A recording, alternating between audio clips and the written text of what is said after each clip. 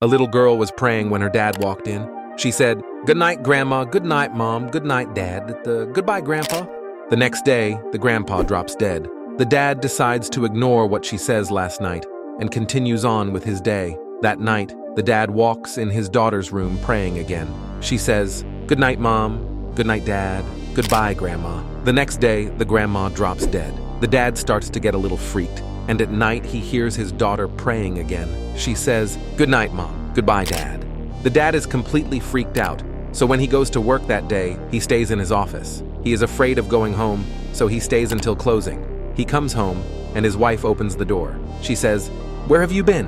He says, "I've had a rough day." The wife says, "You've had a rough day? First of all, in the morning, the mailman drops dead in front of me.